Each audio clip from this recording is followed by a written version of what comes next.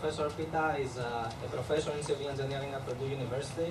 He's also the director of the Next Trans Center, which is the USDOT Region 5 Regional University Transportation Center. Until recently, he was the chair of the TRB, Transportation Research Board Committee of Transportation Network Modeling, and he has served on numerous other editorial boards. He's an editorial board member on several journals, for example, the Transportation Research Part B, perhaps the best journal in our field, and Transportmetica Part B. He has authored over 215 technical publications in our field, and he has presented his work in over 350 locations across the world, many of which were he was an invited speaker or a keynote lecturer. He has earned numerous awards as well. Just a few examples because the list is pretty long. He was actually the first to earn the NSF Career Award for the field of transportation and opened the road for many, like Professor Kwan, who recently received that. Another, he earned the Inform's Best Dissertation Award when he just graduated, and he has earned also several Best Paper Awards, for example, one being in Transportation Research Board. The impact of his work is not only indicated through his citation record, but also, as I mentioned before, from his students. Many of his students have actually received Best Dissertation Awards, 5 of them, if I remember correctly. And he has numerous students that have joined faculty positions in the US and abroad. Professor Peeta, it's a great honor to have you here. We're very much looking forward to your presentation. Thank you.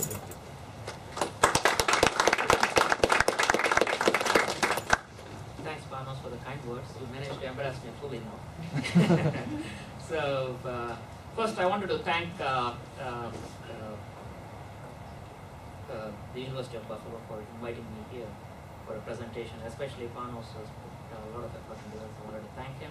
I also wanted to thank the faculty and students whom I already met, many of them, good friends,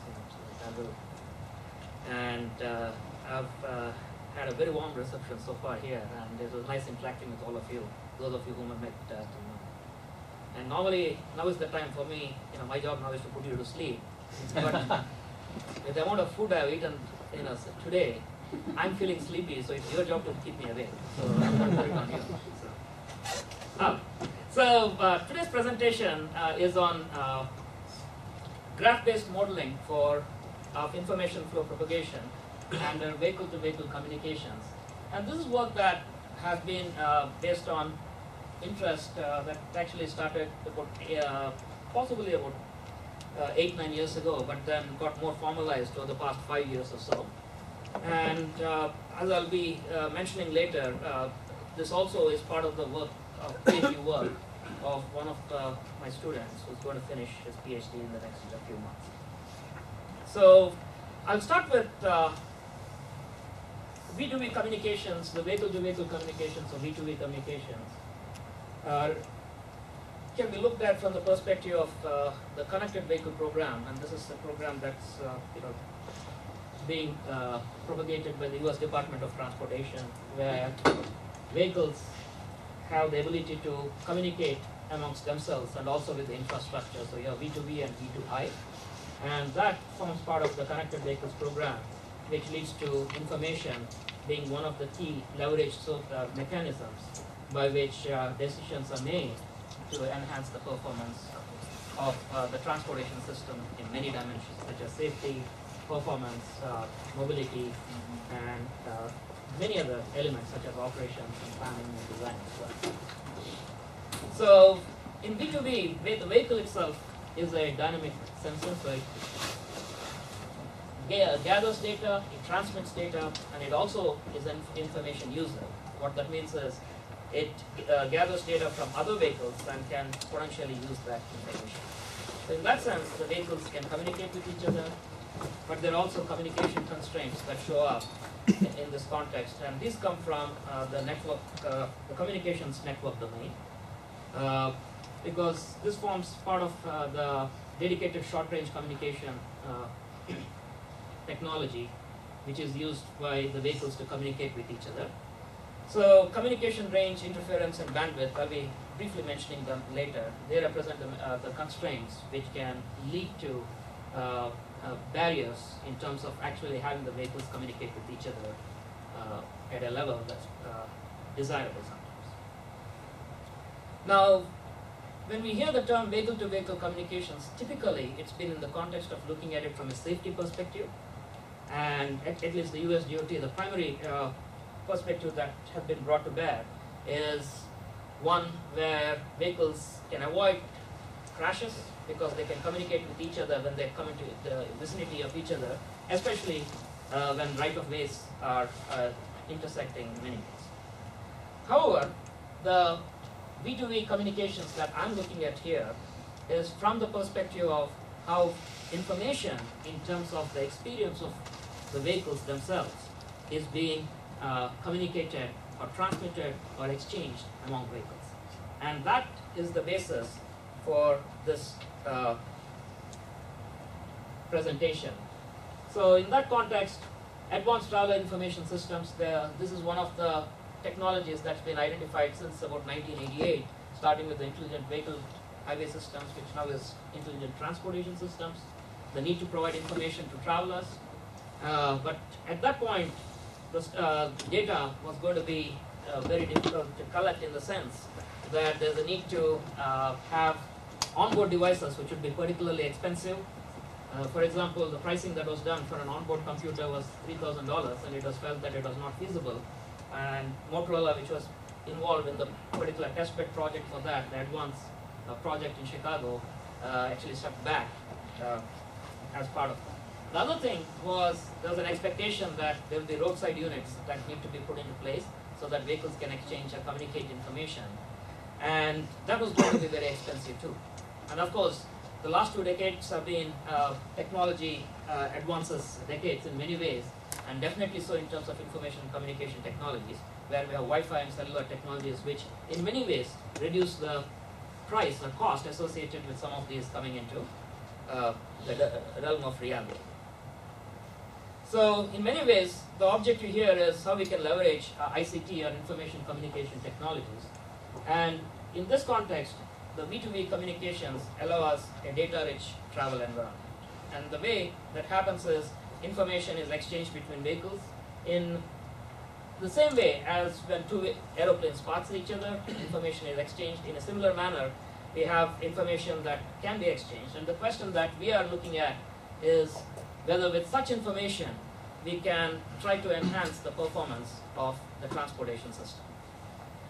And the idea here is we can obtain data based on the on the current location, but also at the same time we can reduce the need for infrastructure investment beyond some minimal level of infrastructure, as opposed to situations that we see currently, where the data collectors, those who actually put in the sensors and collect data and aggregate the data, need to have other mechanisms by which they can collect data, especially on roads which do not have any kind of sensors on them. And that is one of the challenges which potentially a V2V communications mechanism can circumvent. Go ahead. So for the, when you say additional infrastructure investments, what kind of infrastructure are you talking about? Is it a data server, or is it some sensors and the? It is more on the sensors, the ICT side. That's what I was talking about. Not necessarily on the the data, the servers that you need for computation and so on. I mean, the sensor is located at the HP. Right, exactly. Because here, when we say V2V, we're saying the vehicles themselves are sensors. They're dynamic sensors, so they allow us to collect data, but also allow us to transmit the data, as opposed to a situation where you have to put, detectors, whether they're intrusive or non-intrusive detectors. You have to put them out there. The data has to be collected, it has to be aggregated and transmitted out. So that's the difference between the two. So we look at this notion of vehicle knowledge in the following context. So we have information flow in this problem identified as the flow of just the travel experience data, and I'll be explaining what this is as we go forward. and not process data for ATS. And what that means is, this is raw data that comes from a vehicle actually moving on a link. So this is a link here, link 578. There's a vehicle ID 33, which went on this link, and then there is raw travel experience data that's generated. It says that the travel link is 578, the link entrance time is 8:03, and then the travel time is 41 seconds. And as opposed to process data, what that means is data is collected from several different vehicles or several different sources, and then processed in such a way that it's made available for real-time route guidance, for example, or information provision to drivers, or information that's provided as prescriptive as a prescriptive strategy to drivers. So the notion then is, if this raw data can be available and exchanged between vehicles, then there is a knowledge that can be identified for vehicles. So what that is, which is what we call vehicle knowledge, is the spatiotemporal data that's available to each equipped vehicle. So here when you say each equipped vehicle, each vehicle equipped for V2V has the ability now to develop this map of knowledge that it builds based on information that it generates and that it exchanges with other vehicles. And the interesting thing is, two vehicles which may have actually, even if two vehicles are going simultaneously, just for the sake of conceptual articulation, if you look at two vehicles that start at the same origin and go to the same destination, and in fact tail each other, they may not necessarily have the same knowledge map in the end, primarily because there are constraints that show up from the network communications. And this is the exchange of information with vehicle ID 17 here, and this is the information that is transmitted by this vehicle to vehicle 33. So in this, we have information flow from one vehicle to another. I apologize if the size is too small here. I'm not sure if people can see that. And the other thing is, there's vehicle travel experience data. There are two types. Sorry, I'm going to try to. So this is, the red one relates to the data that's generated by the vehicle itself. And the reason why we mentioned GPS is because you get a timestamp, and you get the location, and you get the time between the two ends of the link. And then the other one here, in terms of the color, is representing the vehicle information that's exchanged with another vehicle. And in a similar way, we can have other. Yeah. My understanding is, if you do that, they are trying to record things. I can dim it if people cannot see it, though. No. Is that okay? Probably make it 25%.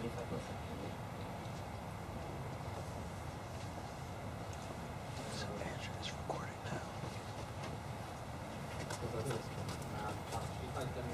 Okay, then it will have problems.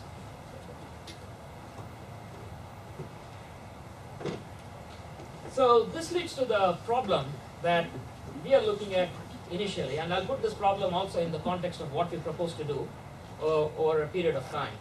And this problem is the dynamic vehicle knowledge identification problem. That is, to identify in space and time the knowledge that each vehicle has. And this is important because there are two networks that we are looking at here. The first one is the traffic flow network, where there's the dynamics of vehicle interactions that are taking place. So there's the physics of traffic flow that needs to be accounted for. The other layer is the flow of information, which is a virtual entity. And the two are strongly interrelated. And the way we look at it is, we have an intermediate layer, which we call the inter-vehicle communication network, which is where the exchange of information takes place. And then we build this information flow network in order to do at least the two following things. How do we design robust systems of traffic systems where we have V2V communications capability? So that's the first one. The second is to enable an active control of traffic networks, especially those that have high levels of congestion. And we want to do it through the rapid flow of useful information. So in some sense what we are saying is, can we have information flow in such a way that it allows us to address goals at the system level. For example, we want to improve the performance of the transportation network, but also do it in such a way that the system controller or the system operator can come up with strategies where they can try to increase the spread of useful information. In this presentation, we don't go that far up because this is the building block. As we go through this will become apparent. This becomes the building block, and we are actually in the process of moving forward to the next stage of using it for control as well. So this problem seeks to model and identify the dynamic vehicle knowledge and how this information flow propagation evolves over both space and time. It's the evolution of the information flow that we are interested in here. Because if we know how the information has been spreading in space and time, that allows us to determine strategies both from the perspective of spreading the information, but also from the perspective of enhancing the traffic system performance. So both of these can be simultaneously achieved. And for that, we use a framework which is called a multi-layer framework, which looks at 3 layers as part of a graph-based system. So that's the starting point for this. So we are looking at a multi-layer framework where you have 3 layers that I'll be talking about next. So the question is, what do we do in terms of this problem? So what is it that we can obtain? The first one is, in terms of the characteristics, the vehicle knowledge, both in space and time, can vary in an area. And another problem is there are issues related to latency. What that means is, the vehicle that has experienced its travel on a particular link is transmitting that data to other vehicles. But some vehicle may receive it, say, half an hour later. At that point, that information may no longer be meaningful or valid for that location. So when we talk about latency or time delay, what we're implying is, the larger the time delay, the worse it is in terms of what it can meaningfully do from the perspective of control. And the quality and quantity of the travel experience data can also vary across the links, and we'll see how that happens. And also, different vehicles have different origins, destinations, so their objectives in terms of the route choice, in terms of the trip purpose may be different.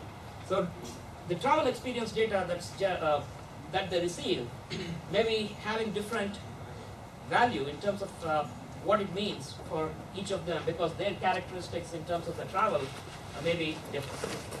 So what that says here is, if you can look at this diagram here, we are showing a vehicle here which is shown in the red. I again apologize that this may be too small for to observe here, but what we have here are 2 things. This shows the time delay. So time delay it shows in blue if the time delay is 0, and then progressively it goes to 30 minutes, it goes to red. What that means is, if it is red, we are having significant time delay in terms of the information where it's currently reached. The second thing you'll see here is in terms of the size of the sample. So how many samples do you have for a specific link? So the larger the width, what it means is we have more information for that. And in this network, we'll actually see this network later, the line here, which is actually more darkly emphasized, represents the heavily traveled freeway, which is why there's a lot more information out there. And you'll note here that for different vehicles, the spatiotemporal knowledge of the vehicle may look different. So that's essentially what we're trying to illustrate.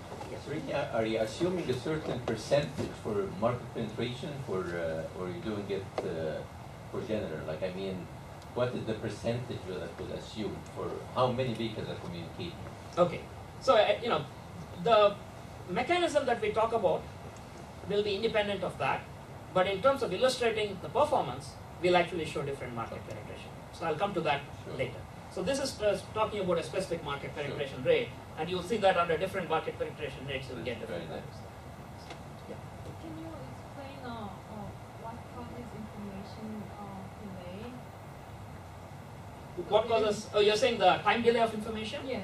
Oh, it's simply, at the very simplest level, all it implies is, if a vehicle experiences travel on this lane now, that information is propagating to other vehicles as they cross and they are within range, and in fact they actually communicate.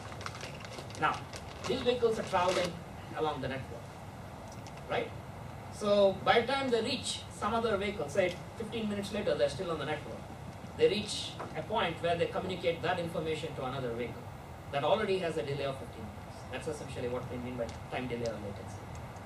This becomes especially important when you're trying to fuse information, because you have data from different, you may not have, so the dilemma comes at this point. What happens if I don't have, a lot of information for a specific lane, and the last available data that I have is only from 15 minutes ago? The question is, what else can I do? Do I use historical data? Do I use, the last available data? So that's where the latency issue comes into play. And we don't address that here, because there is a paper that we already done where we talk about how we do information fusion when we have time delay issues, when you have issues related to errors in data and so on. That was published in TR Part B in 2012. What we are looking at here is the potential for time delay is something that we have to account for when we are seeing how that information spreads, because what we are saying here is the spread of useful information. Spread of useful information means information that is going to be timely for the vehicles that need them in short order. So that's essentially what we're trying to do.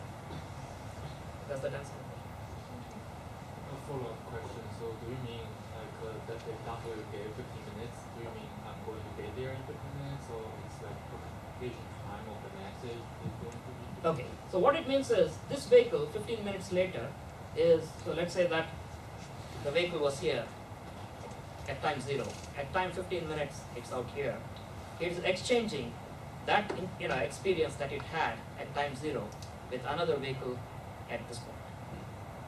So that's what we mean by time delay. So the information that's received by the other vehicle, as far as it knows, the time travel time that is experienced on the link out here is say 10 minutes, but that may be dated by 15 minutes.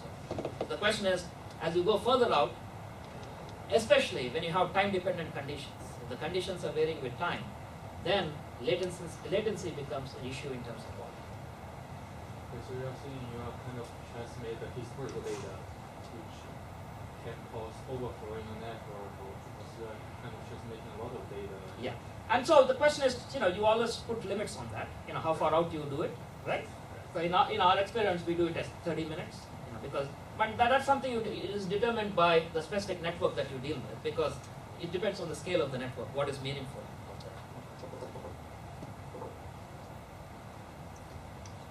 So where does this problem fit? So in order to understand that, because that becomes the important motivation for what it is that we are trying to do here. As I mentioned, I'll be talking about this problem, the integrated multi-layer network framework, which consists of 3 networks here, the traffic flow network, and the second one is the inter-vehicle communication network. That's where we look at the actual communication that occurs between vehicles. So we actually have a network associated with that.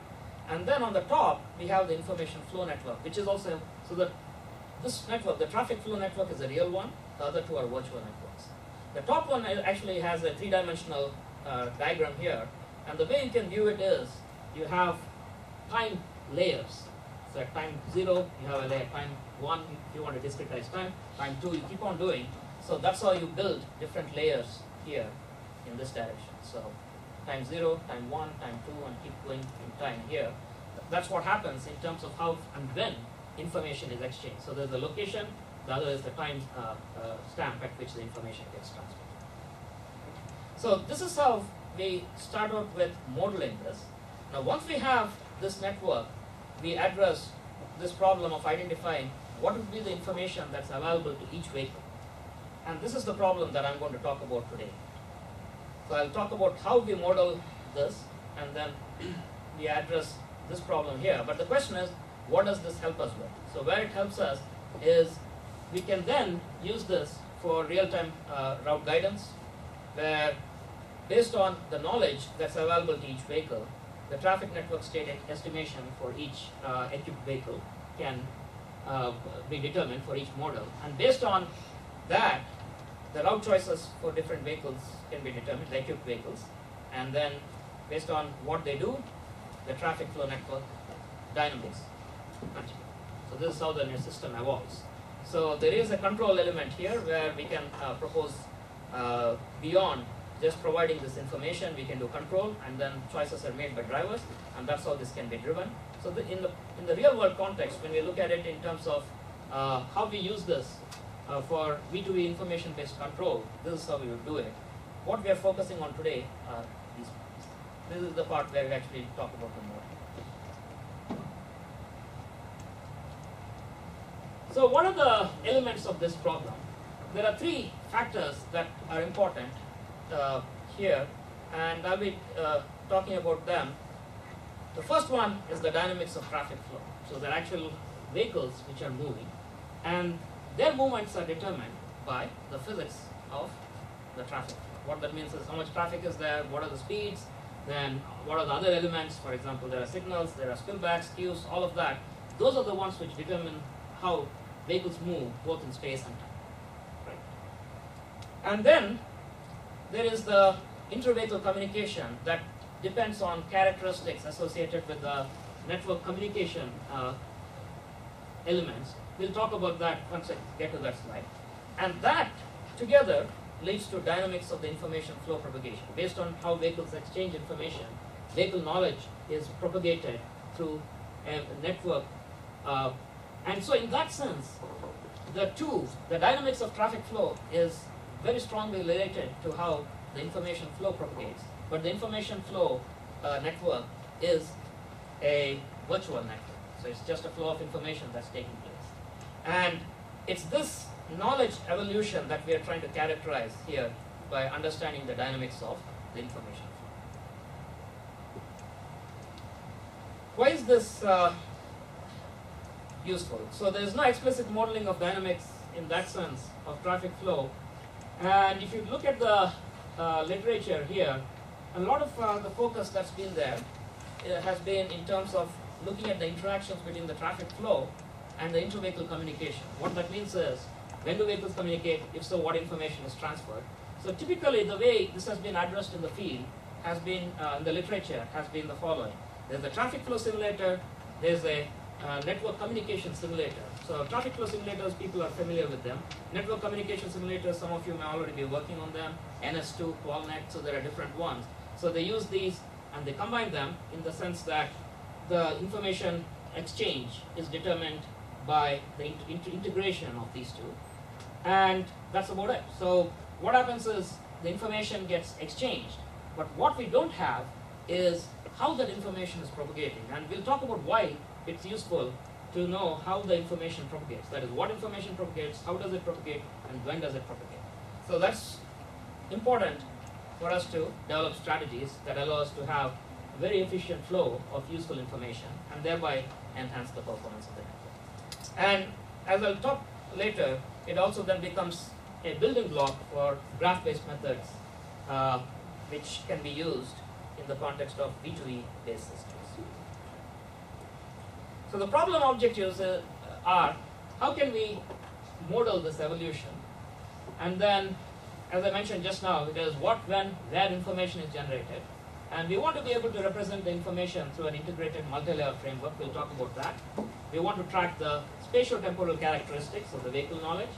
And we want to characterize them using a graph structure. And this actually leads to efficiencies that are rather interesting. So we'll now look at the graph-based multi-layer framework. So in this, if you look at the traffic flow network, this is the entity where vehicles actually move. And the travel experience data is generated at each intersection. What that means is, if a vehicle goes from one node to another, at this point, at this node, there is data that's generated, and that becomes the travel experience data of that vehicle. So this is the raw travel experience data that's generated by that vehicle. Now, the second thing, so that's what is one mechanism for what we call an event. The second event is inter-vehicle communication. That happens when two vehicles can exchange information. So that's another event corresponding to node generation here. And we'll explain this, I'll explain this in just a little bit. And based on this, we start creating nodes and links in the information flow network. So this information flow network is one where nodes keep getting added and some links keep getting added. So in that sense, it's a dynamic network topology that shows.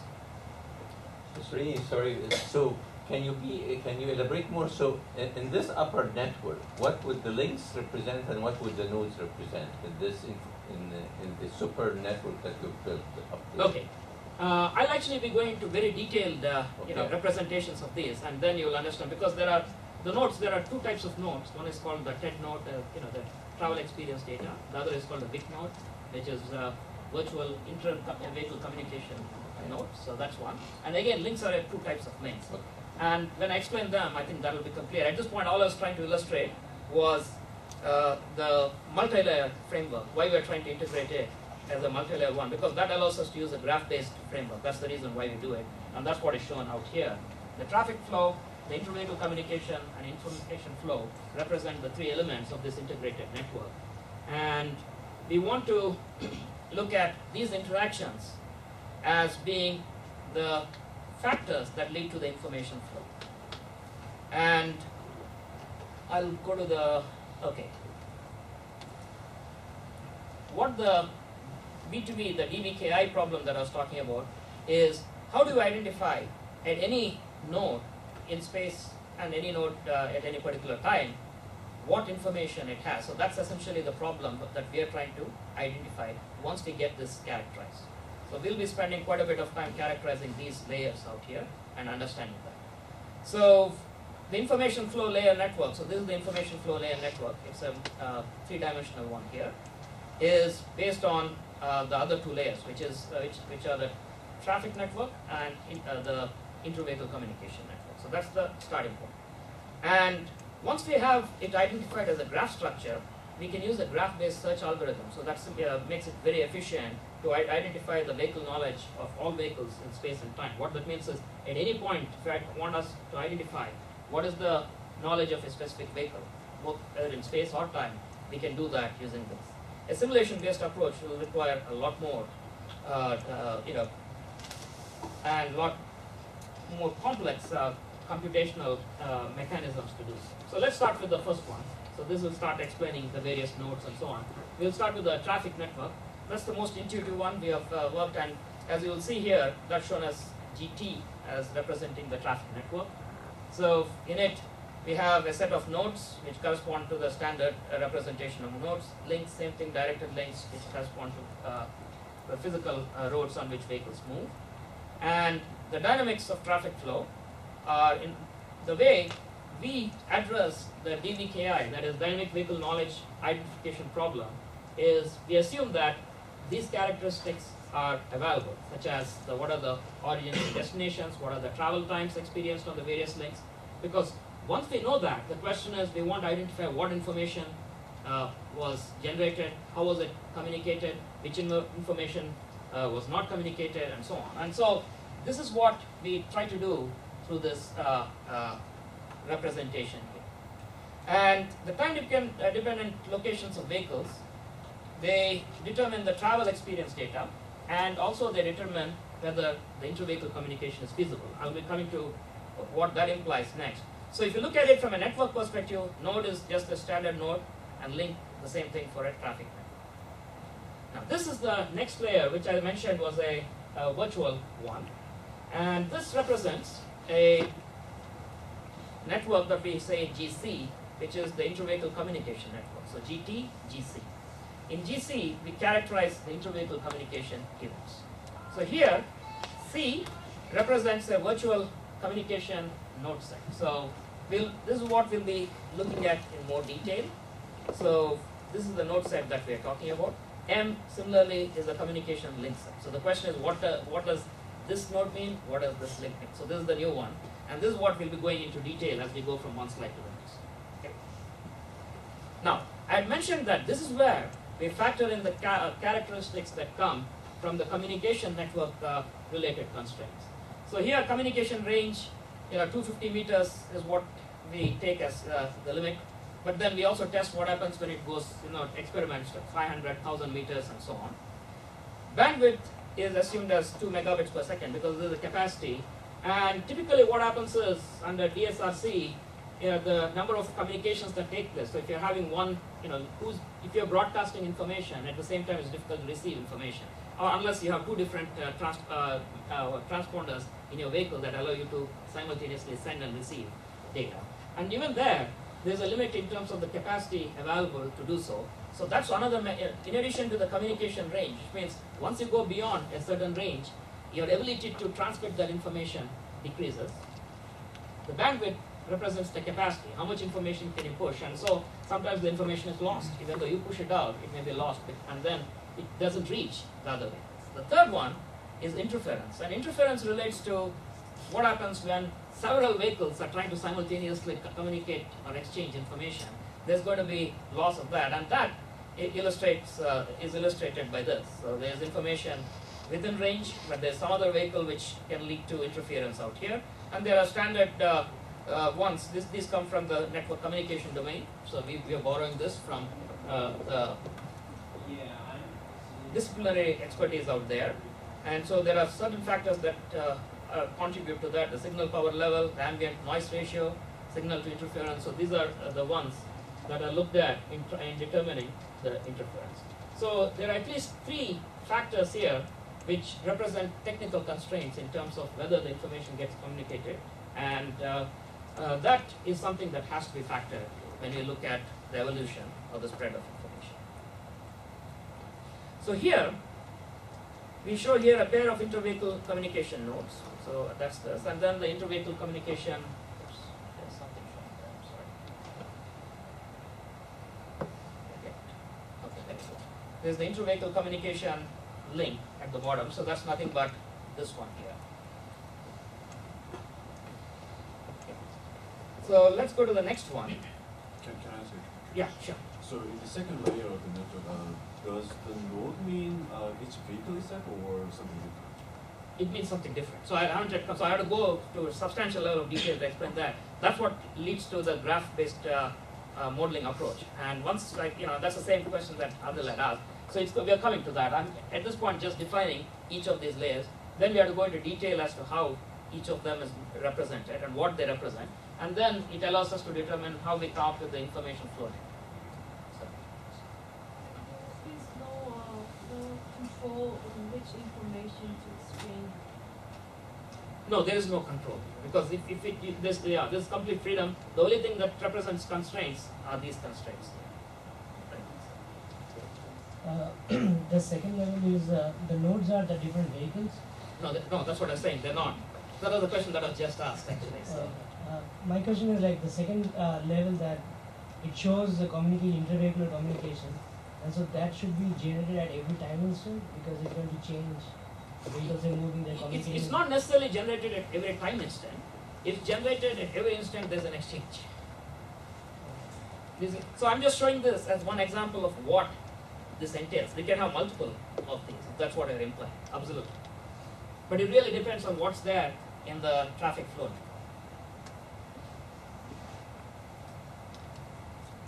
The third one is the information flow network, and this is essentially what we're trying to reach to. And this is what I need to explain here. And what we'll do next is to start to go into each of them very specifically. So the third network you'll see is represented as G of I. So we had GT, GC, and we're going to G of I. And in G of I, you have 2 types of nodes. N, which comes from the traffic network. C, which comes from the inter-vehicle communication network. 2 types of links from the traffic network, from the inter-vehicle communication network. And as I mentioned earlier, this evolves over time. New nodes are generated, new links may be created. So let's see what are the 2 sets of nodes. We call them TED, travel experience data nodes, that are shown in this form here. And then this may not be as clear now because here it shows clearly, but this is the one which has that transparent circle there. So that's the node from the inter-vehicle communication network, and that's shown out here. And similarly, there are 2 types of links: those that come from the traffic network and the ones that come from the inter-vehicle communication. So what we see here is it is events that are generated either in the traffic flow network or event related inter-vehicle communication that get translated into nodes and links. And the question is, how is that done? And that was the one, that's the point that we'll be addressing in detail when we go to the nodes. So why are these interdependent? They're interdependent because their structures are determined by the traffic network. The physical traffic network in the end is the starting point for all of these. And the layers are linked because there's inter-vehicle communication through the vehicle trajectories, because the vehicle trajectories are dynamic, and that leads to interactions. And the information flow network is then dependent on the other layers. So that's something you're seeing. And we said that we're going to look at it as an integrated multi-layer network. Okay. So now what I'm going to do is to go into the details based on the questions that have been asked. The first one is the travel experience data node. So what is the travel experience data node? So this is just the travel experience data generated by a vehicle. So let's look at each of those nodes. So the travel experience data node is vehicle X located at node J at time T. Okay. That's what this node represents. So it's the spatial temporal vehicle trajectory of vehicle X that we characterize through the travel experience data nodes. So if you see here, right now the vehicle is at node I at time T equals, since we cannot see the time, oh, actually you can see it there, time T equals T1, and then it goes, so in the physical network you see this line in blue, so this is the trajectory of the vehicle in the traffic flow network, that's what is being shown here. Then it goes from I to J, it reaches J at time T2. So here we say vehicle X at time T2 is at node J. So J, T2, X. Similarly, when you say K, T3, X, it means at time T3, vehicle X is at node K in the traffic flow. Okay. So this is the information that is being identified for that way. So the TED node and the corresponding TED node generation in the information flow network is being shown through these things. So what you see here in terms of vertical links, the vertical links here, they are representing the node generation now in the information flow network. So this is the one coming from the traffic network. All these are one vehicle, so like what Yes. is shown here is just one vehicle going Just we are shown at this point one just one, vehicle. and we'll show multiple ones when Sure. we go later. Similarly, we also have the virtual inter-vehicle communication node, and that comes from the following. We have information flow propagation junction. So that's the junction at which information is exchanged between two vehicles. So what it's saying here is either information flow merges from another vehicle, which means you're receiving it, or diverges, which means it goes to another vehicle from you. So either it is broadcast to you or it is received by you. So one of the two. And you'll see here there are two types of such nodes. They're shown by lambda, and you see lambda as having two parts. One is a node corresponding to the information was broadcast by this vehicle X, in this case it's Z, and the vehicle X which receives it. So that node is shown as lambda bar. So the bar implies that that vehicle received it. If the bar is not there, it means that other vehicle broadcast it. So lambda Z implies that this information was communicated from vehicle Z, and it was communicated to vehicle X. That's why you have the bar. So there are two types of VIC nodes out here, and corresponding to that, you'll see that there are links. And it's important to note that there are two types of links we are illustrating here. The first one we showed from the last slide. They come directly from the traffic network, the TED nodes. Okay, those are created here.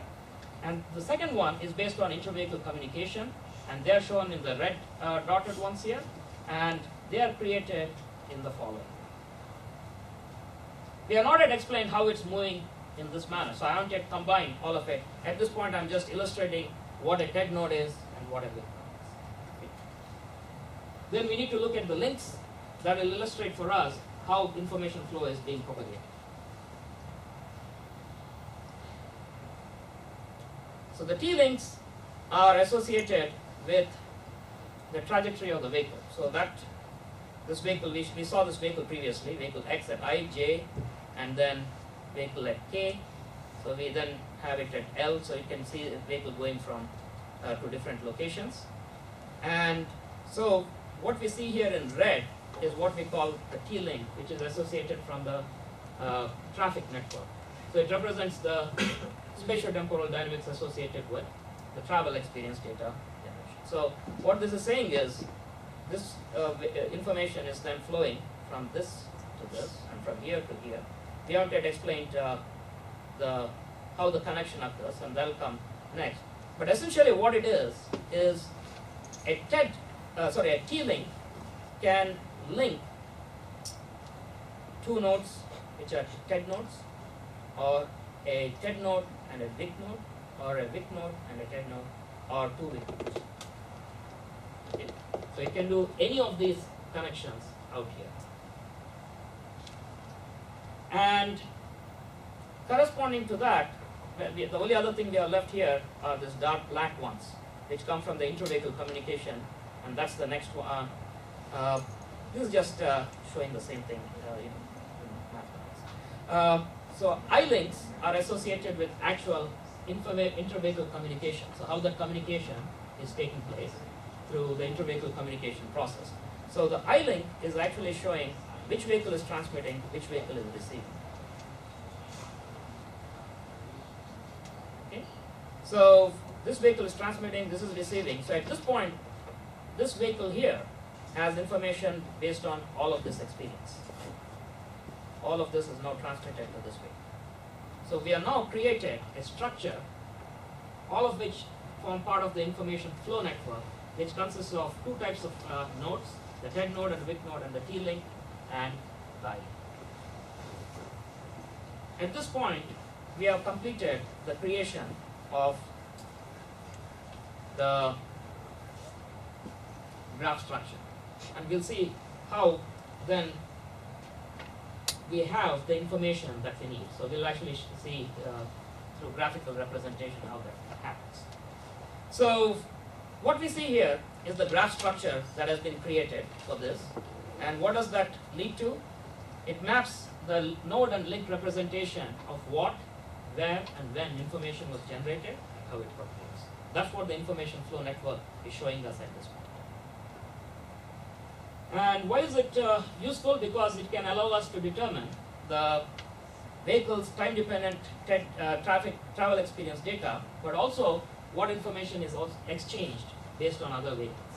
Okay?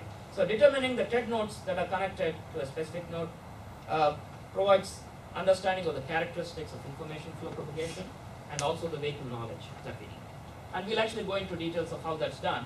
And once we have this graph structure, it's use of a simple graph-based reverse search algorithm to get the knowledge available to any vehicle at any given point in time and space. That's all we're doing here. So what is the reverse search algorithm? In each subgraph of information, so let's look at this now and what it represents. So here we have vehicle Y located at node J at time t2, vehicle X located at node I at time t1. So this is what we are seeing out here. And there are, so this is a subgraph of the information flow network. This is a subgraph of that. So what do we have here? We are, instead of showing, so these here now represent the VIC nodes, right? So they represent the VIC nodes, so that's what we say here. And if it has this form, it's the TED node because it's coming directly from travel experience data. So we are now able to isolate what subgraphs are represented for each vehicle in terms of when information was generated by that vehicle directly or when information was exchanged with another vehicle and what information is now available to that vehicle as it's propagating along the information flow chain. So there is information propagation chain. Along that, what information is generated and what information is exchanged. That lets us know at any given point in time what information is available, and that's what we'll start showing in more detail. So that's represented here. If you look at vehicle Y, we see the information for that, and you see what's happening here. This is the information flow network. So this is the reverse search algorithm. You backtrack from here. We know that there's information that was exchanged from Z.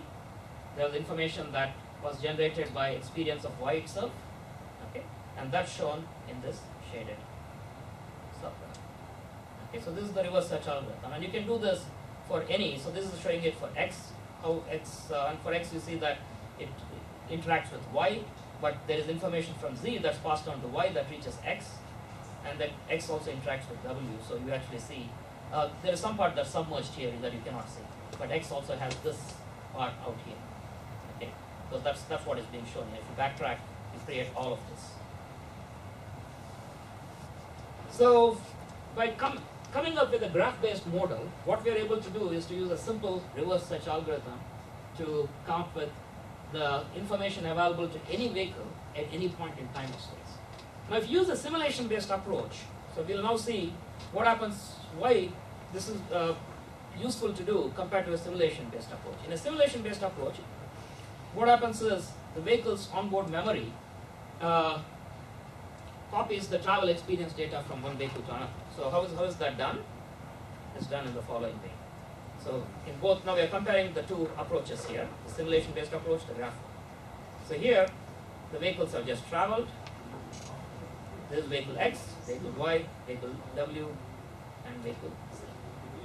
Now, each of these vehicles has its own travel experience data generated. Okay. So these are different colors simply to illustrate that. Now,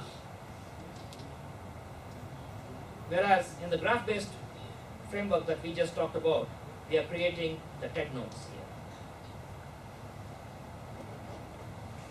Then, in each time step of the simulation approach, each vehicle's knowledge is updated using the traffic data that's received from other vehicles. Okay, so how does that happen? In a simulation-based approach, when vehicles can exchange information, they exchange the information. So here two vehicles have crossed each other.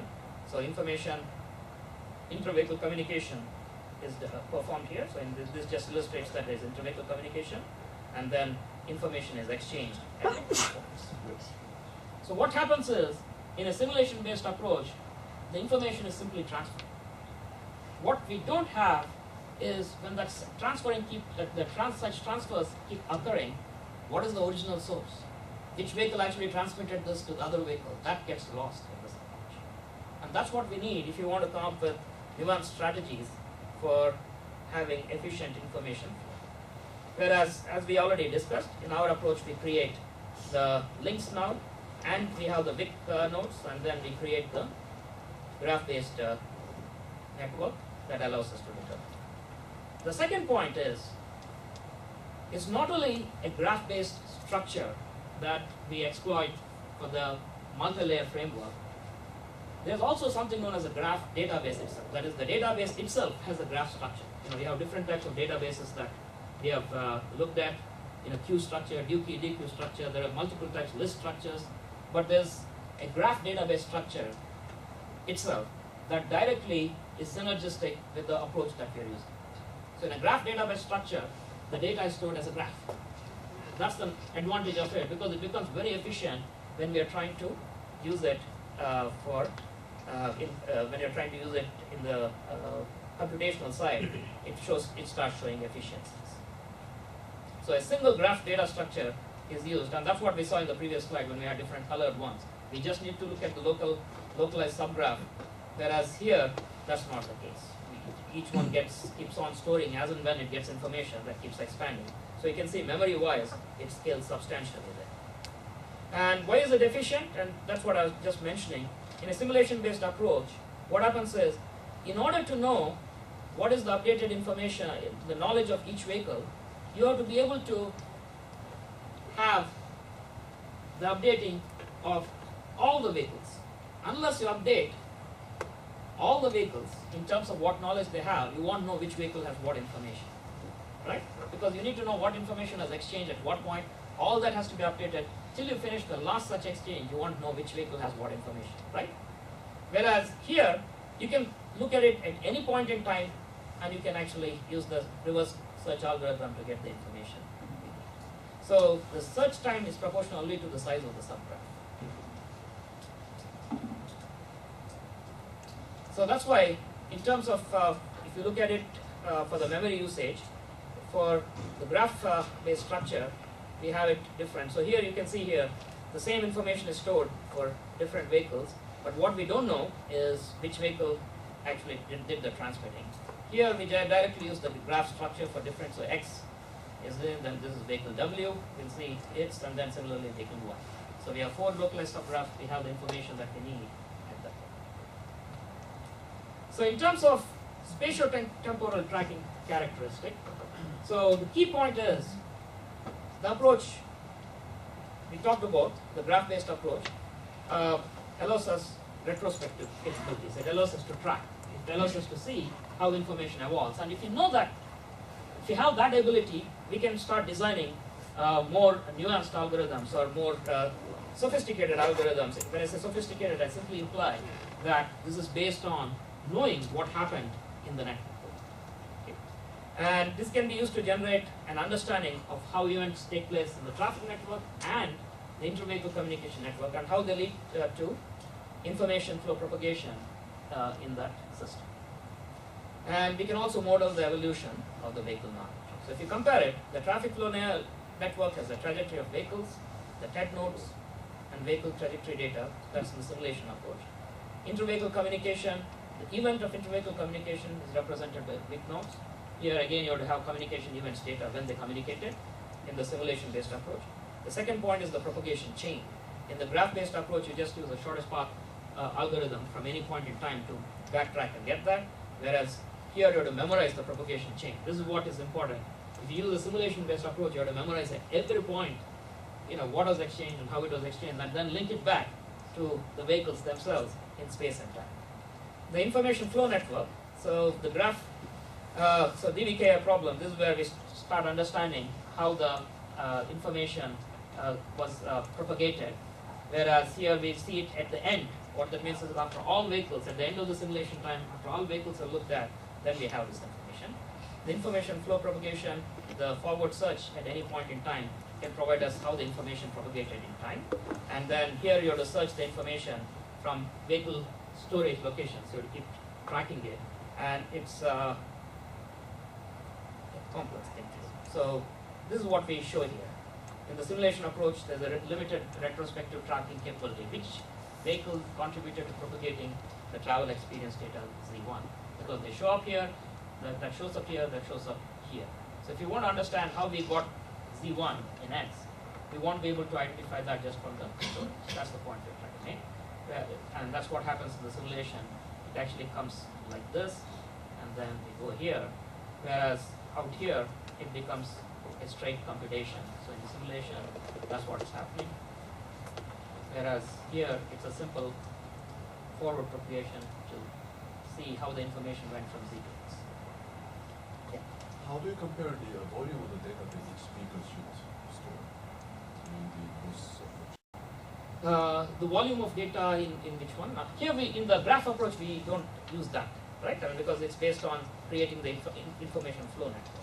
It's in the simulation model that if you use the simulation-based approach, that's where the storage, becomes per vehicle.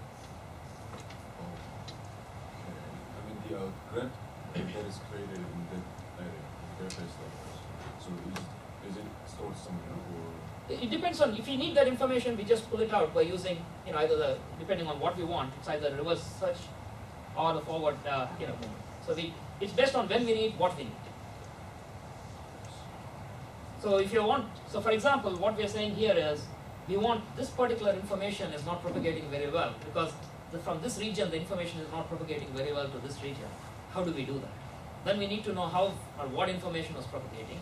And then we want to see whether we can have, so partly what it implies is, can we start having, probe vehicles go, which can be the, in some ways, the parasites that, spread information. So we actually develop later, I won't discuss that here, but we are looking at what are called epidemiological models to actually do that. Okay.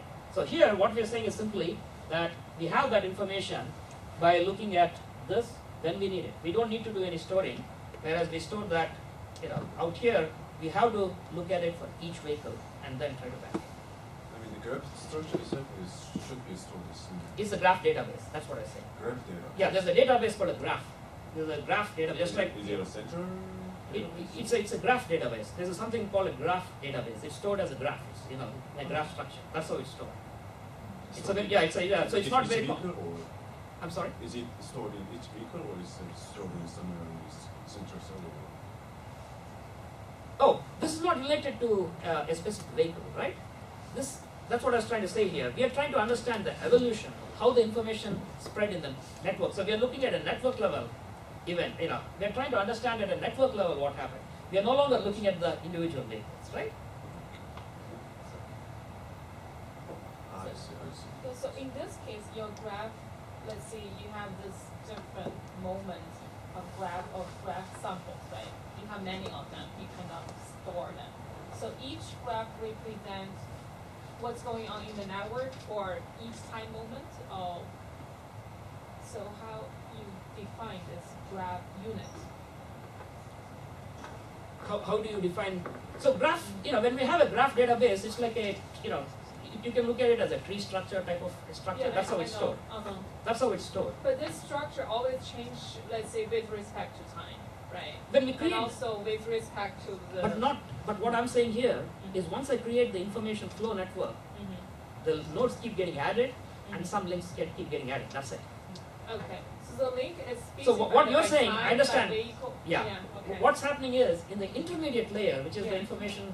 The inter-vehicle communication layer, there you have a lot of dynamism, and then there are exchanges coming in, then they're disappearing.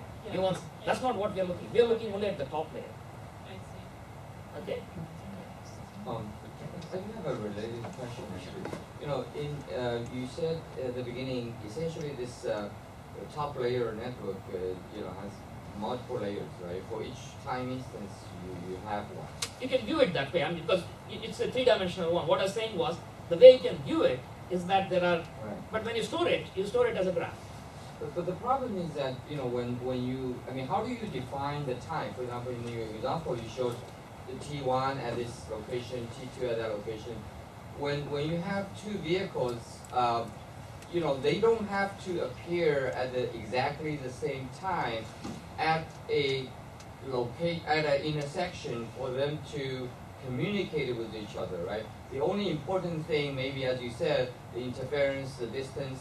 In other words, if a vehicle shows up at the intersection at the T1, another vehicle shows up at the intersection at the T1 plus some delta, they can still communicate with each other as long as their distance is within that and all the interference and bandwidth are there.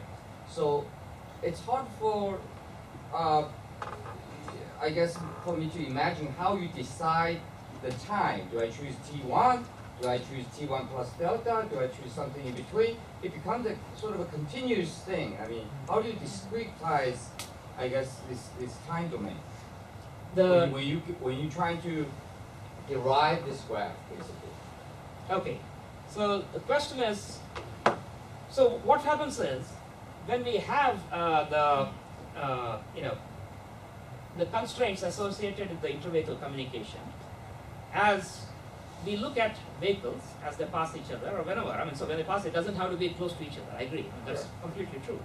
The question is, based on that, is a communication generated between the vehicles? So that's also, this is the inter-vehicle communication constraints. It's the set of three constraints that determine that. Because we have the actual trajectories in the traffic flow network. Yes. So that's how we determine whether that communication happens. Now, if you're saying that there is some probability associated with that, that would be another step that we are doing. You see what I'm trying to say here? Because what you're probably saying is, it is probabilistic. For now, what we are saying here is that there are these three constraints that we are saying we are going to look at, and based on these three constraints simultaneously, if there is that possibility that they are going to communicate, then we say the communication takes place. Now, can we build additional layers of probability? Yes, we can. Yeah, I mean, even if you don't, I guess I'm just not very clear how you determine, for example, even the, what do you call the TED node, because a node in that vehicle communication thing, it has a time parameter, right? You have a J, T, X, whatever. Right. How do you determine that T time? How do you select So that? that's what I was saying. At the beginning I mentioned this. What we say here is, when we look at retrospective capabilities, we have the origin, destination, we have the time of each vehicle, so when it started, when it went through the way, so it has the trajectories of each vehicle. So we know the travel time of each vehicle, so that's given to us. You understand? So this is what I said at the very beginning. Maybe that's what the issue It's you're like having. the node defined is not exactly the physical location, it's a combination of the location, But time, as well as vehicle ID. Yeah, but how do you choose that time? No, there's no choice of time. That's my point. No, there's no choice of time. You don't choose time. That information is given because you know the dynamic vehicle trajectories from the traffic flow network. So the trajectories, I think maybe that explains what Shuming is getting at. The trajectories are given, they are input. Exactly, that's what I'm saying. Exactly. I told that at the So very the beginning that they are trajectories of the given. vehicles are known, so you know when they're going to communicate. So when they're going to communicate is known. It's not Okay, provided. maybe I missed the beginning slide. Yeah, because that was one of the things I But said. when you have two nodes, one is have a JT1, another node of, representing another vehicle whose timestamp is T1 plus delta. Do you say that they can communicate with each other? I mean, in the model that I see so far, in order for them to communicate, the two nodes will have to have exactly the same timestamp. Both are T1. I'm sorry, what Is that was that? I'm not sure that's There are true. three constraints. There are that three we constraints. find. It's the constraints that determine them. Yeah. Has nothing to do with the T. Not, if you look at that, it's depending on the vehicle, so it's just showing that the vehicle is, let me try to go back. The communication network nodes were between two intersection nodes. Yes. Let me show you, let me go back to that so you can understand what I'm trying to say. Yeah, right there, the This J, one. the JT1, for example. So Which, for the JT1 is a TED node, that's given. Yes. Right, but in order for them to be able to generate the lambda node, that in order for them to be able to communicate, do you assume that the time has to be the same, the two nodes? For example, you Okay. have lambda z, whatever. T3 and, yeah, okay. The point there is, so I think I understand exactly now what your question is. You're saying, does the amount of time taken for communication represent the same, number? Because you're saying here it's T3, right? Let's see here. Yeah, right, you Yeah. have So there is lambda w. So what we're saying here is information is being instantaneously transmitted, that's all. So there is no communication latency considered. Yeah, there's no, yeah. Okay. Then it's not just latency. It's the TED node. If you have a TED node at a T2, then you may possibly generate a lambda node that also has timestamp at T2. That's possible. There's nothing that precludes it here. I never said that. That's what I'm trying to point out. I'm just showing you the model, that's all. Yeah. I'm just showing conceptually what it is. Okay. I guess I'm still having problem with the fact that here you only allow the two nodes, two lambda nodes that has the exact same timestamp, T. No, except all that means you would understand what's happening here. This communication is happening at some time. That's about all that's being represented here. Has nothing to do with the possibility of the T2, the vehicle arriving? No. It depends on, that depends on when the that's what I'm saying. It depends on the communication constraints. If that communication is possible, all that's illustrating is that the communication is that's all. Just misunderstand the significance of this timestamp. So the key point, I guess, is related to what Adil was saying as well, that we're assuming that in the traffic domain, the trajectories are given. Because what we're trying to do is do the retrospective capabilities. That's what we're trying to get to. Once you create the spatial temporal graph, Yeah. you can dig up so much information, Yes. like rich information. It's useful at Yes. times that Yes.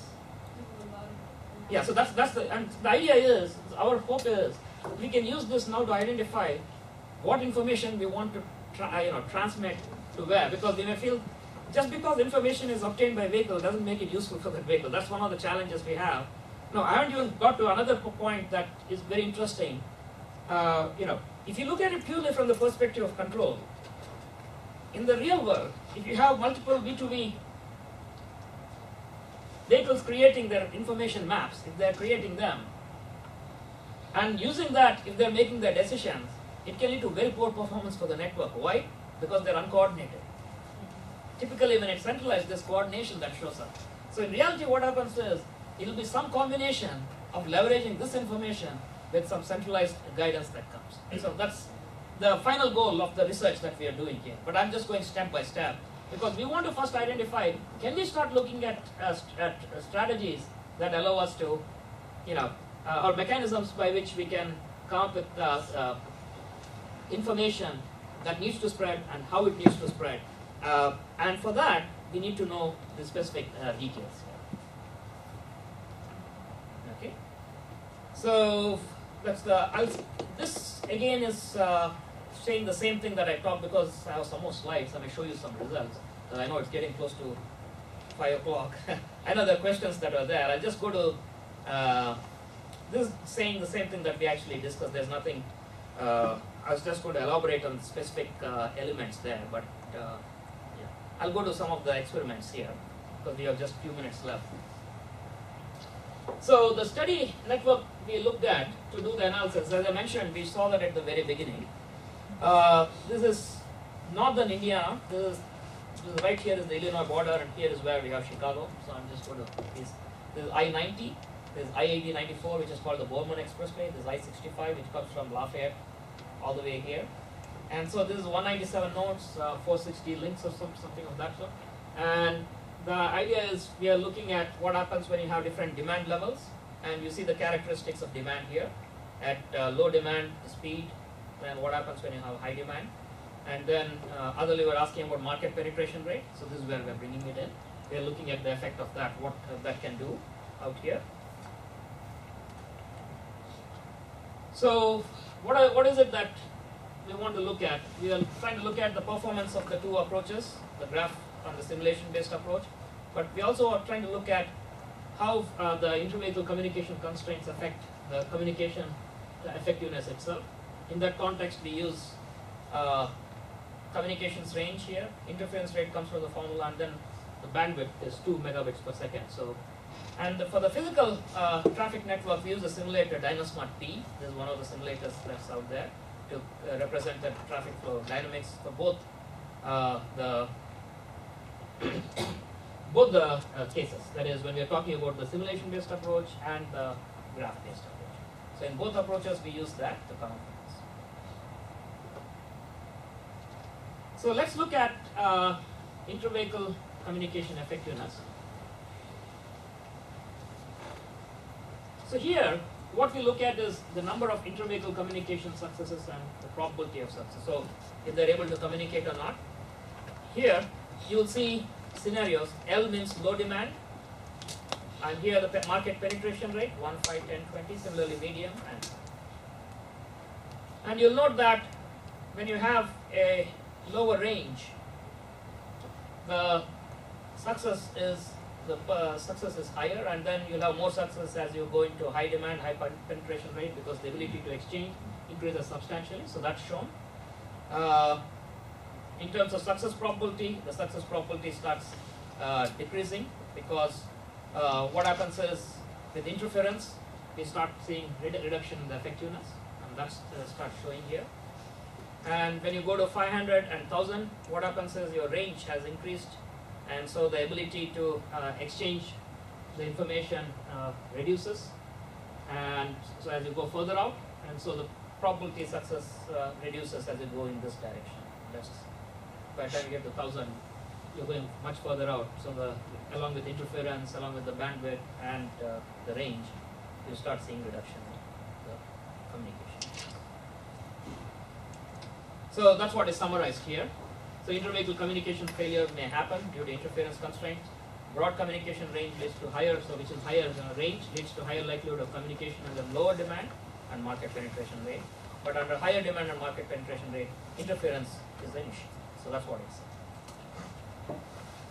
The information flow network size. So that's the next one that we look at here.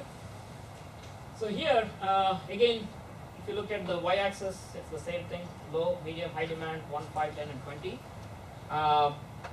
In terms of the size of the information, this is the information flow networks. So you can look at the number of vehicles with the capability in each of these cases. That's what you're seeing in the second column here. Then you see the nodes, TED nodes, WIC nodes, T-links. So these are the ones created here. And from that, the network construction time. So how much time is required to create that entire network. And as you can see, because of the efficiency of the graph database, it becomes rather, it doesn't take that much. And that's what is summarized here.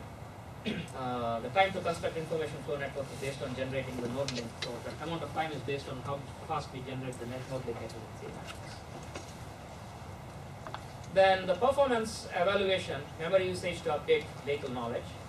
And what we see here is in graph-based approach, the memory usage is low because we use localized subgraphs. That's what we created. In simulation-based approach, we have to look at all of them. And that's why if you look at the comparison ratio, as we go to the higher demand, higher market penetration rate, the ratio is substantial. And in terms of performance evaluation, the computational time to determine vehicle knowledge. So here, if you look at the second column, again, it's the number of vehicles with the market penetration. The third column is the average execution time of the search algorithm, and then the time to know knowledge of all vehicles, because we want to do a fair comparison with simulation. In simulation, you have to look at all vehicles. So if you have to look at all vehicles simultaneously, this is what it takes for the graph-based approach. But as we mentioned, the key difference is, in the graph-based approach, in order to look at any point in space or time, we don't need to go through the whole thing. That's why we see substantial efficiencies. Whereas if you want to compare it 1:1, in terms of looking at it for all vehicles, this is what you see here. So there is efficiency that shows up. So the use of simple reverse search algorithm allows us to gain substantial efficiencies.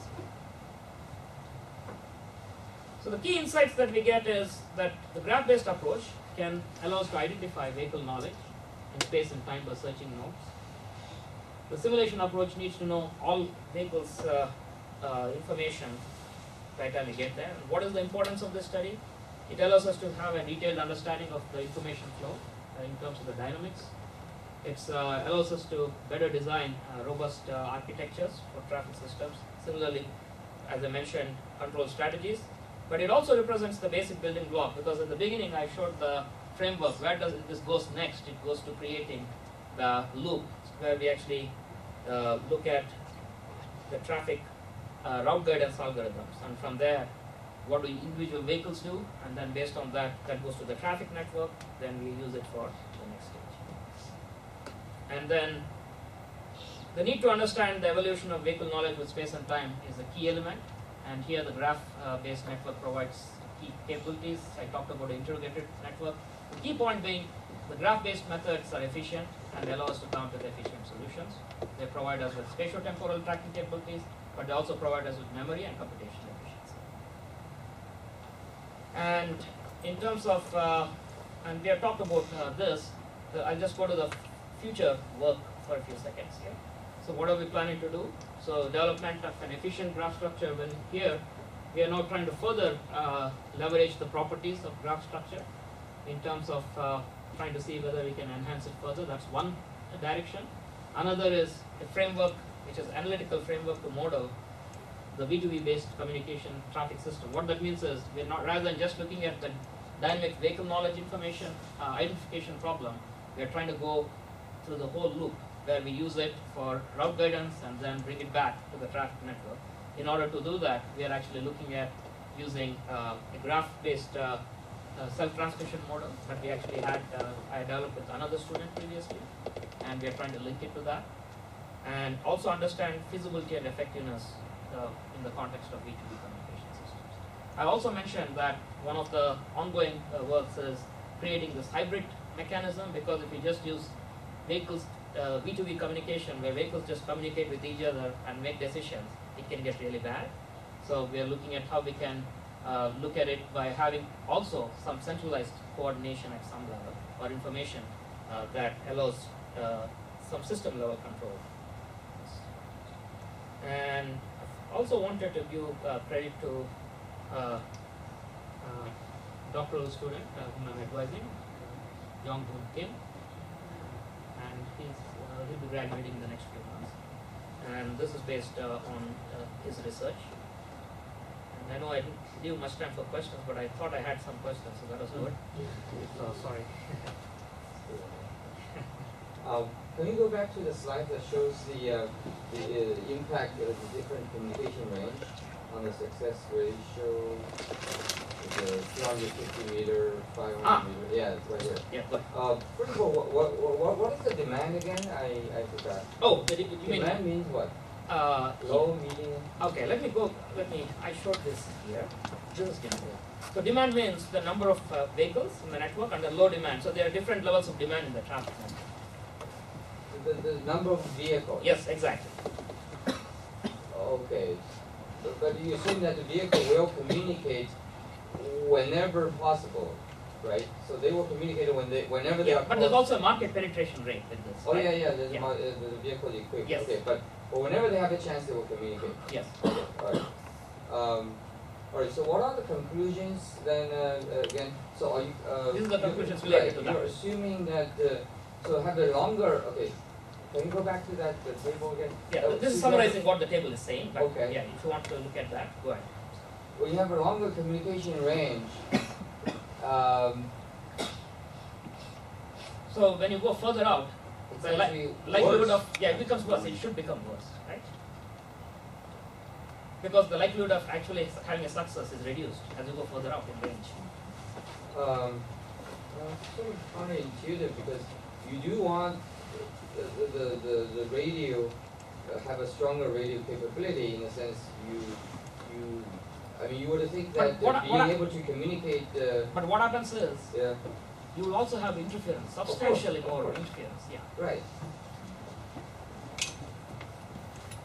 I think I know where you're going. I think maybe even then the success means communication. Yes, that's all. But Yeah. then overall information gain, I think what Shumi is saying is maybe information propagation if the range is bigger, despite the lower success rate, is greater. Will be greater. It doesn't. I would imagine. I mean, I saw there's one sort of outlaw there. You know, I would imagine when the demand is low, the number of vehicles is low, you know, having a longer communication range of the radio, you know, at 1,000 meters, would allow two vehicles to be able to, you know, exchange information when otherwise you would not be able to if you only have 250 meter communication range, right? So imagine the two vehicles, they may not arrive at the intersection at exactly the same time.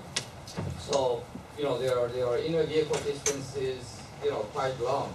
When you only have 250 meter communication range, you will not be able to exchange information. Whereas if you have 1,000 meters, then you. But I do agree, yeah, the interference definitely is another side of it. Side effect, yeah. But in general, right? I mean, What you're saying is, if you invest that much, you would hope so. That's what you're saying. yeah, you would. Yeah, yeah, definitely. I mean, that's. So I don't know. So this is done through simulation, or this is from your analysis. This from our analysis, because we had, I showed that here. Oh yeah. This is through your analysis. Yes, Okay. Yeah, that might be. So you don't have the simulation result to compare with this. You have other. Oh, this one, the main reason is what we are trying to show. The main comparison of simulation was done. So here we were trying to show some other elements that we could illustrate through using this graph-based approach. I guess that's the thing. Yeah. Right. Yeah, well, it would be interesting to see, you know, how this theoretical analysis result, you know, compared with the simulation result. The simulation result, one of the things is, it's difficult to pull out, you know, Yes. that information. So that is part of the challenge, what we are trying to illustrate. That's why what we showed was what we could illustrate in terms of the memory storage, the computational efficiency, and so in that sense, the time-wise we could illustrate this. Because we are able to go at that level of detail, we are able to pull things out. If you look at a simulator, what happens is it just mimics, it just transfers back. That's all. So in your data, the vehicles, the trajectory, the trace data, you have like a very detailed, very fine-grained vehicle location and the time data. Yeah. Right. And that comes from the traffic network. Yeah. Right. What's that? Like for every second, you have the location of the vehicle, or how do you?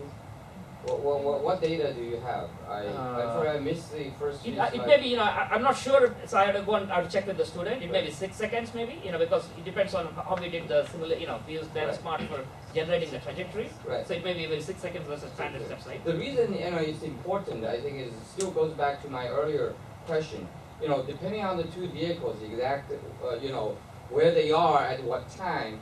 Right, you need to determine whether or not this is between 250 meters or not, because they may not cross the intersection, at the exact same time. So to choose that particular time instance to look at the two vehicles, whether or not they can communicate or not, right? Is very difficult. Sure. Unless you have, you almost have to have a very, very. So it may be that maybe it's just 1 second. So I don't know. I'm just saying, in the past how it's done, but I'm not sure. It could be every second too. So I have to check with them, but I can get back on that. But I understand what you're saying. Yeah. The more you if you say so 1 second, it becomes 10 seconds, you lose out. Right? Because if you're looking at only particular instances. Right. My understanding is it should be about a second, if I'm not wrong, but I will check with them. Okay. I just said generally what DynaSmart does, it does every 6 seconds. You can change that number. So. Right. Okay. Thank you. Very interesting. Before you're right. Okay. Are there any other questions? One last question.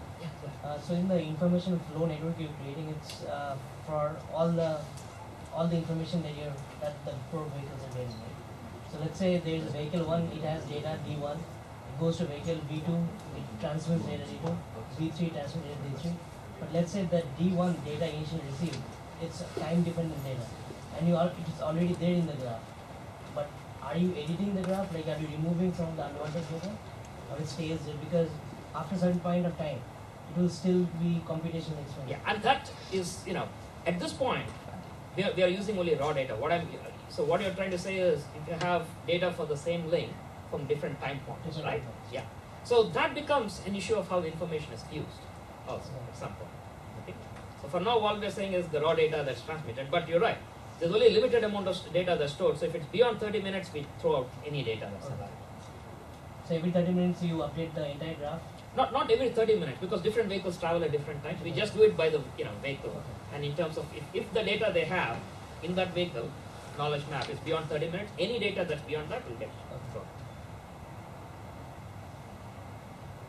Are there any other questions? Actually, I have a question about this information exchange. Basically, according to your seminar, there are two types of channels that can help this communication and information exchange. The first one will be the one you have already presented. For example, through this vehicle-to-vehicle communication, right? They assume that when two vehicles meet on this communication conference, they can talk with each other. So the other channel will be more this centralized communication. So we have some kind of operator who collects all the information, and after this data fusion analysis, we send out, for example, delay information to all the users in the system. So the modeling framework, this graph-based analysis, so is there any way to use this method to analyze, let's say, what it will be the impact of the centralized communication method, or kind of like combination between these two channels? So how can you coordinate Okay, this? so what we are trying to do, because in order to use the graph-based approach, you need also a traffic flow model which is graph-based. That's why I said we developed, my former student, his name is George Kalaftas, and we developed what's called a graph theoretic cell transmission model, which is also has a graph structure. So we want to, integrate that with this to see if the cell transmission model is also based on the similar concept. But we actually have a graph-based one, which has graph characteristics. So that's actually under review right now, that particular paper. So that's why I don't. But you know, there's a version of it earlier in the TRP, a couple of other places.